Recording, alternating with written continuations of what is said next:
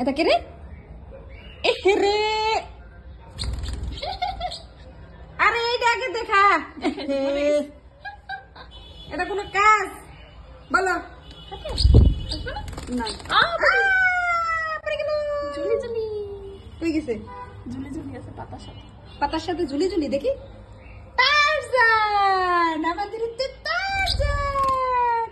হ্যাঁ আসো, আচ্ছা আসো, আটটা মুছি করি আমি।